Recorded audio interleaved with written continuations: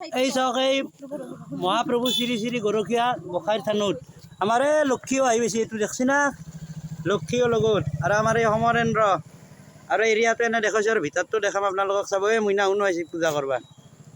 এৰিয়াটো বাহিৰৰ এইটো চাব হা আৰু ভিতৰত দেখাই আছোঁ আপোনালোকে চাব ভিতৰ ভালে আৰু নো ভিতৰে এই দেখছে না এই চাব এই হনুমানজী ওপৰত ঘূৰি আছে। দাদা শুনতে ভোগ দি আছে। দাদা শাওনৰ মাহ বোলে ভোগ দিছে না কি? এই চাওক প্ৰসাদ চকাত দি আছে। আহিব আপোনালোকে ধুনীয়া লাগে। আমি সৰ্থেবাৰীৰ পৰা আহিছোঁ আৰু এইখন চেঙাত থান আৰু জুবিনদাৰ শ্ৰী শ্ৰী মহাপ্ৰভু গৰখীয়া গোসাঁইৰ থান চেঙা প্ৰাণৰ শিল্পী জুবিন গাৰ্গ পুৰণি সমূহীয়া ভৱন দেখছি না জুবিন দাক কি ধুনীয়াকৈ ৰাখছি। চাব এই এৰিয়াটো একবাৰ দেখাই দিছোঁ।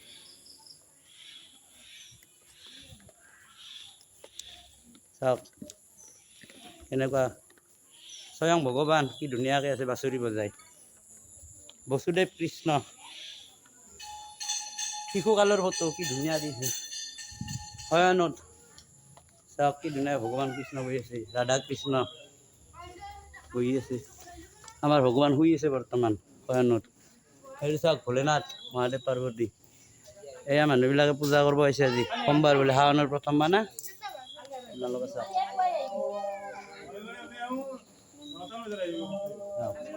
গণেশ বাবা ভোলেনাথ এই হনুমানজী হয় ভাই সেই ৰামনাথবি দি আছোঁ তোক খাবা দি আছোঁ।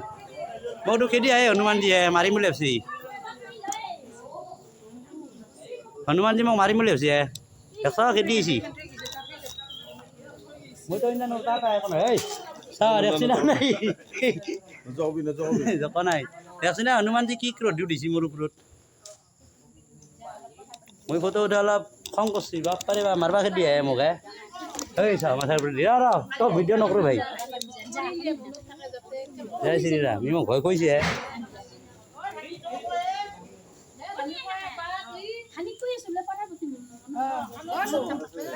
প্ৰথম সোমবাৰ ছুটি আমি চেঙা খাইছিলোঁ আৰু এনেকৈ সেৱা কৰিব আহিছে আৰু এই এনেকৈ পূজা কৰি আছে দেখছি না। আপোনালোকে আহিব বঢ়িয়া লাগে ধানখন চাওক একবাৰ।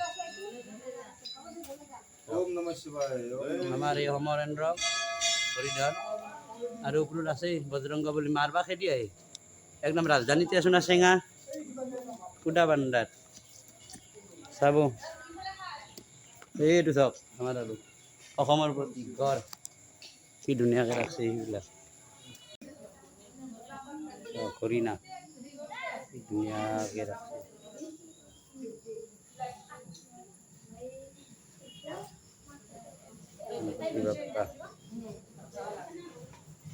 শাওনৰ প্ৰথম পূজা কৰি আছে মানুহবিলাক। মোক চকে কৈছিল বহু ভাণ্ডাৰ আছে খেদি আহে ভিডিঅ' কৰিব নিদিয়ে ভাণ্ডাৰে এই আছে না এইটো হনুমান খেদি আহে ভয় কৰে কিবা।